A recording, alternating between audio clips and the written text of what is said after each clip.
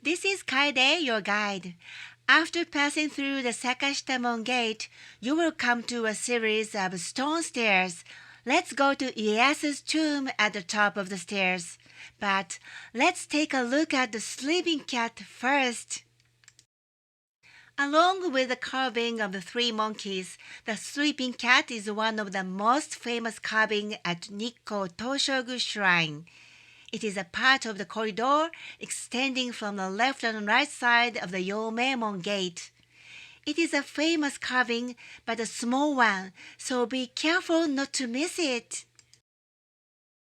Images of cats are very rare in Shinto shrines, and it is a mystery why they are present in the Nikko Toshogu and at the entrance of the stone stairs leading to the tomb. Unfortunately, we don't know the exact reason, but there are several theories. There's a theory that the cat is actually protecting Lord Ieyasu by keeping its eyes open. I don't know if that's true, as it looks like he's sleeping. Or, with his ears up and his paws on the ground, it could be interpreted that the Tokugawa family is glaring at the other lord while pretending to be asleep. I see, indeed. Because there is a carving of a sparrow on the back of the sleeping cat, the well-known theory is that it is a symbol of peace, saying that when the cat is asleep, the world becomes a place where the weak can feel safe, just as the sparrow feels safe. It is also said that it may be a prayer that the Tokugawa shogunate would be so peaceful that cats could sleep, and that this peace would last for a long time. The Sakashitamon gate is located at the entrance of the stone stairs leading to the Okumiya or the innermost shrine. Many guidebooks say that there is a carving of a sleeping cat at this gate, but the sleeping cat is in fact in the corridor, not at the gate. In the past, the area beyond the Sakashitamon was a sacred area that only shogun could access. The shogun couldn't go to Nikko from Tokyo that often, so the gate was usually closed. Many visitors go to the inner shrine without seeing the Sakashitamon because the sleeping cat has become so famous. But the Sakashitamon is an important gate to get to the Okumiya or the graveyard of Lord Ieyasu, and you should definitely see its magnificent carvings of cranes and peonies. The area beyond this gate was closed to the public until 1965. Let's try to climb the stairs. There are 207 steps, so don't push yourself if you are not confident in your strength. Beyond the Sakashitamon, the atmosphere is fantastic, being surrounded by a cedar forest, unlike the gorgeous shrine buildings we've seen so far. All the stones on the stairs were made by processing a single stone for each step, and the fences on both sides of the stairs were made by hollowing out a single stone. Only a limited number of people had the skills to obtain and process such a large stone at the time of construction in 1636, which gives us a glimpse of the power of the Tokugawa family at the time. It is also said that the use of single stone reduces distortion of the stone steps in the cold Nikko region. Going up the stairs one step at a time gives me a feeling of refreshment.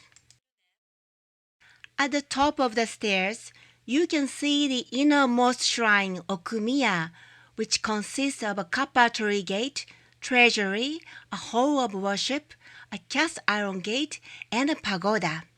This is the most sacred place in the Nikko Toshogu, where Lord Ieyasu rests.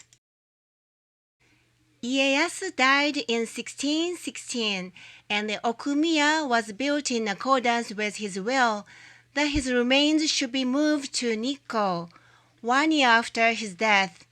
This is a part of the group of buildings in the Nikko Toshogu that have been around since its construction in 1617. Let's look at them one by one.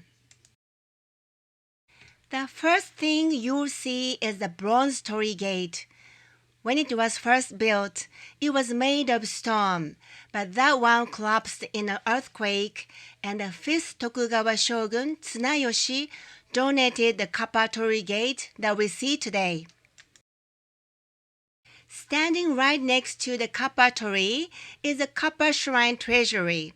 It once housed swords and armor that were the favorite possessions of Lord Ieyasu, as well as calligraphy sent from the imperial court. Now these items are stored in the Nikko Toshogu Treasure Gallery. After going up the stairs, you will see the hall of worship. In the past, only the shogun was allowed to enter this place. Today, it is still closed to the public, but you can see inside from the outside. At the back of the hall of worship is a place where people pray to the pagoda, the tomb of Lord Ieyasu. The cast gate is the last gate protecting the tomb of Lord Ieyasu.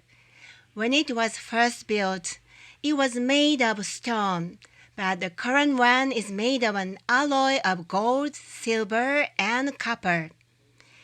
It is called a cast gate because all the parts except the door were made with a single mold. A pair of komainu, guardian dogs, are sitting in front of the gate to protect the pagoda.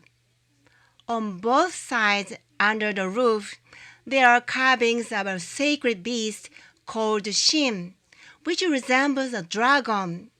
It is said that Shin creates mirages that protect the pagoda. The pagoda, which is believed to be the tomb of Lord Ieyasu, was made of wood when it was built. Later, it was made of a huge stone of 15 meters high, but it collapsed in an earthquake in 1683 and was replaced by the current alloy pagoda during the reign of the 5th shogun Tsunayoshi. The crane, incense burner, and the vase in front of the pagoda were gifts from the Kingdom of Korea in 1643. The pagoda stands on a stone staircase with 9 steps, and if you look closely, you can see a slope. Can you see it? This is to prevent the inflow of rainwater, as Nikko is a place with a lot of rainfall. But I still wonder if the Ieyasu's remains were truly buried here. It is said that his remains were buried at Kunozan in Shizuoka in 1616 and then moved to Nikko in 1617. But there is no mention of the grave at Kunozan actually being dug up. And besides, this pagoda has never been opened since 1617. It is still a source of controversy even today. On the website of the Nikko Toshogu, they only wrote that the pagoda was moved from Kunozan to the present location and enshrined here. What do you think? Next to the pagoda, there is a 600-year-old cedar tree. It is called the tree of fulfillment, which grants wishes. Being 600 years old, this cedar tree might be the only one who knows if the remains of Lord of Ieyasu are actually here. Now slowly walk down the stairs and wait for me at the last building of the Squeaking Dragon. Be careful not to slip, okay?